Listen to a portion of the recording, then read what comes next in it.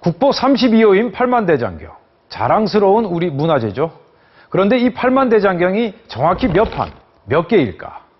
황당하게도 800년 가까운 세월 동안 조사를 할 때마다 이 판수가 달라졌다고 합니다. 어떻게 된 일인지 먼저 조재영 기자가 보도합니다. 1962년 국보로 지정됐을 때 대장경판은 81,258개였습니다. 40년이 지나 팔만대장경을 데이터베이스화하려고 전수조사를 했는데 숫자가 달라졌습니다. 108개 늘어난 겁니다. 이 중엔 똑같은 내용을 새긴 경판, 이른바 중복판이 껴 있었는데 정부가 이게 진짜인지 가짜인지 조사에 들어갑니다. MBC가 입수한 건 바로 이 연구의 결과 보고서입니다. 결론부터 말하면 판수가 2개 더 늘었습니다. 이제껏 국보로 알고 있던 판 중 하나가 외부에서 제작해 시주한 외장판이었고 반대로 국보로 지정됐어야 할 경판 석장이 외장판으로 분류돼 있었습니다. 서로 자리가 뒤바뀐 겁니다.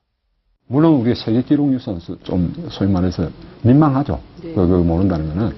그런데 그게 우리가 일제시대로부터 그렇게 옹매고. 이게 끝이 아닙니다. 보고서를 완성한 뒤 고려 때 만들어져 언제부턴가 세상을 떠돌던 경판 2장이 갑자기 등장해 보물로 지정되면서 경판의 수는 또 한 번 바뀝니다. 결국 지금까지 확인된 경판 개수는 국보로 지정됐을 때보다 112장 늘어난 81,370개입니다. 하지만 문화재청은 아직 이 수치를 인정할 수 없다며 50년 전의 기록을 고집하고 있고 그래서 교과서든 사전이든 이 숫자 그대로입니다.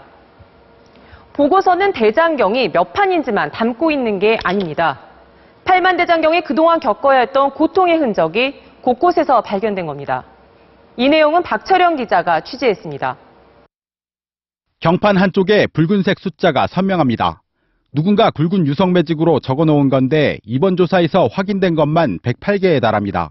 매직이라고 하는 것은 영구적으로 지워지질 않습니다. 나무에 섬에 들어가지고. 이거는 문화재를 훼손하는 거다. 판의 외형 자체가 훼손된 것도 여러 개 발견됐습니다.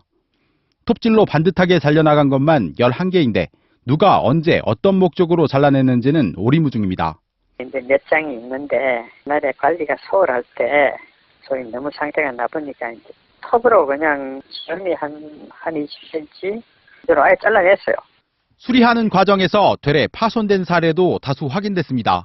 나뭇결에 따라 자리 잡는 물은 전통못이 아니라 나무 속을 파고드는 딱딱한 기계못이 19곳 사용됐는데 이 바람에 경판 넉 장이 갈라져 버렸습니다. 처음에 들어가 있겠네. 대장간에 쳤는 못인지 왜 못인지 우야하겠습니까? 그지요?